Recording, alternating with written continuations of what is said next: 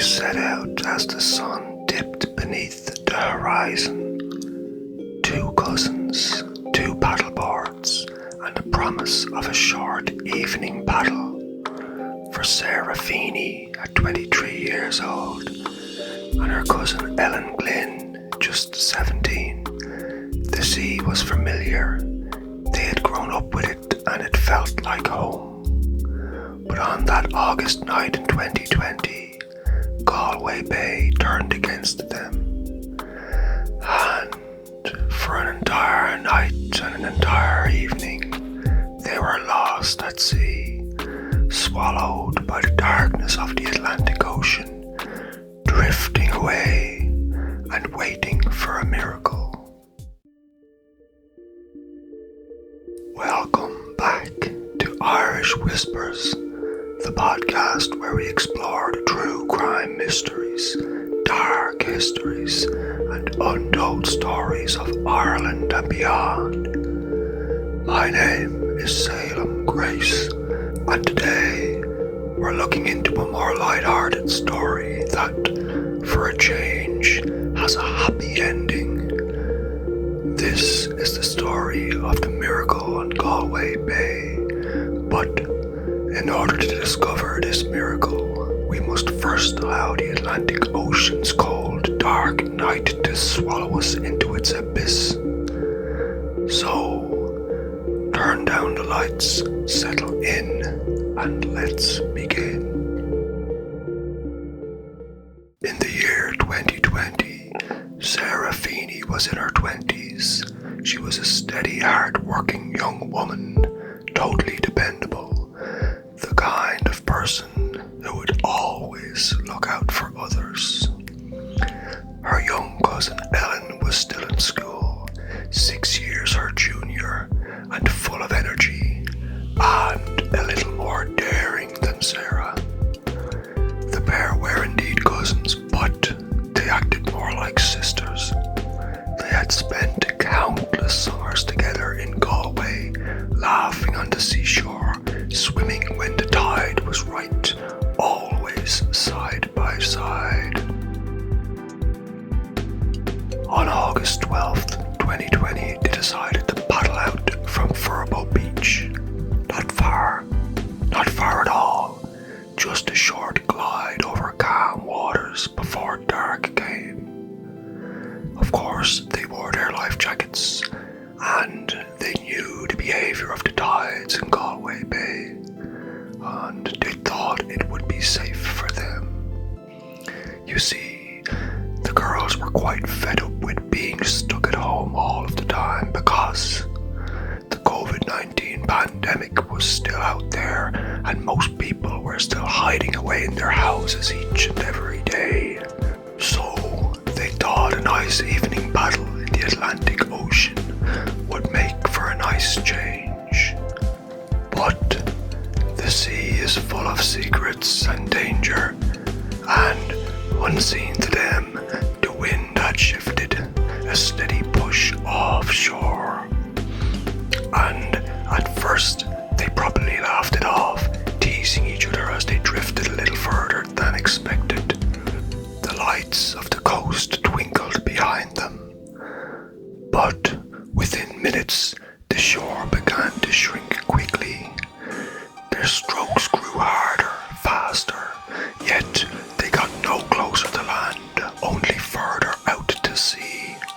By the time they realized what was happening, night had already fallen. The water had blackened, the horizon had vanished, and suddenly there was nothing to see but the vast, empty Atlantic. Now, in the darkness, fear takes on a different shape. The cousins clung to their boards, waves slapping against them endlessly, the cold creeping deeper into their muscles with every minute that passed. They called out into the night, but their voices were swallowed by the sea. They spoke to each other to try to stay calm. Sara, the older cousin, tried to steady Ellen, reassuring words, reminders to hold on. Later, Ellen would would say when interviewed, we were trying to think happy thoughts. I suppose it was their way to fight the panic, to keep away the darker fears pressing in with every passing hour. And they agreed on one thing.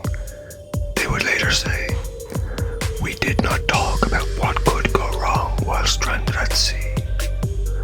Instead, they just kept drifting, side by side, holding on, waiting for the dawn to come. Sara and Ellen held onto their boards through the darkness of the Atlantic night. Waves slapping them endlessly, they shouted into the wind again and again, but the ocean just simply swallowed their voices whole. They talked to each other to stay calm. Sara, older than Ellen, tried to reassure her. Don't worry, she told her, we'll be fine. They'll come for us, just hold on one more moment. But hours passed. The lights of Galway Bay had completely disappeared and there was nothing but blackness to see. There was no one coming for them, just the endless rhythm of the Atlantic waves. By midnight, their hands were numb, their jaws were stiff from shivering. The body, when exposed to such cold water, it begins to shut down.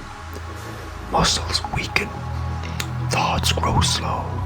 Hypothermia doesn't announce itself, it simply arrives. So, the girls survived the night somehow, and as the first light began to break over Galway Bay, they had already been drifting for over 12 hours. Absolutely exhausted, completely frozen, their hope began to slip away. Then, all of a sudden, by pure chance, a lobster pot marker bobbing in the water. Just a small plastic float, a buoy, tethered to the seabed below. For anyone else, it was absolutely nothing, but for Sara and Ellen, it was a lifeline. As they approached it, they reached out and grabbed it and wrapped their arms around it and clung to it together. It steadied them. It gave them one small anchor against the immensity of the Atlantic Ocean. And still they waited. Back on land, search efforts were intensifying. Helicopters crisscrossed the bay, lifeboats scoured the shoreline, families prayed on the beaches. But the ocean is vast, and none of the rescue workers could find even a trace of the two young Galway ladies. It would be a fisherman, a local fisherman, who would have to save the day. Patrick Oliver and his son Morgan, they knew where to look. Patrick and his son knew these waters and their currents better than anyone else, as they had fished here for years.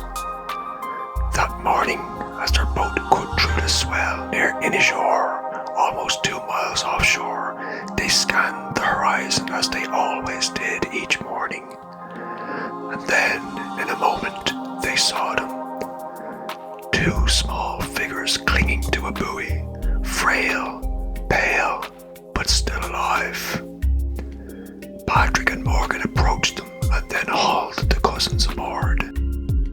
They wrapped them in warm blankets and radioed in for help. A helicopter came and lifted them to safety, shaking, hypothermic, but still breathing. Against every odd, after a full evening, full night and full morning, many hours adrift in the Atlantic Ocean, Sara Feeney and Ellen Glynn had survived. They had beaten the odds. In the hospital, the doctors later said that they were lucky to be alive. They wouldn't have lasted more than a couple more hours out in the freezing cold ocean. But you see, it was more than just luck.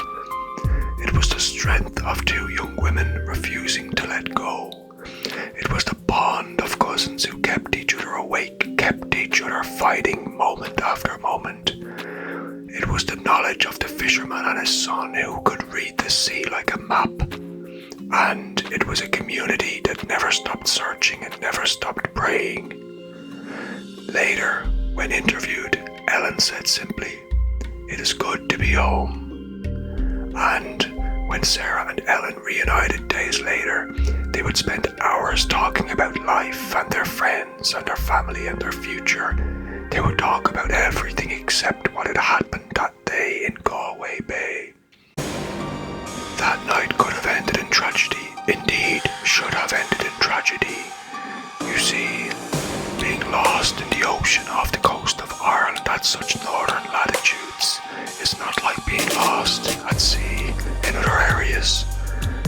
The Atlantic Ocean off the west coast of Ireland is extremely cold even in August, and many people wouldn't last more than a couple of hours before succumbing to hypothermia.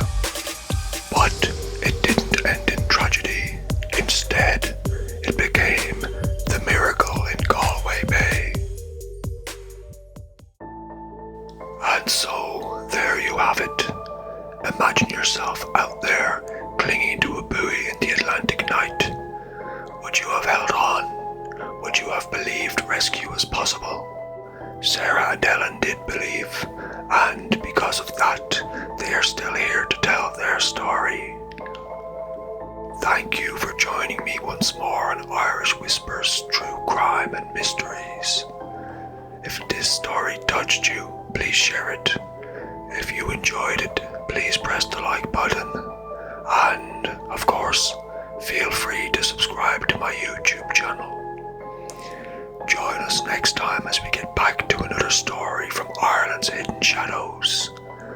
But for now, stay curious, stay compassionate, and take care of yourself.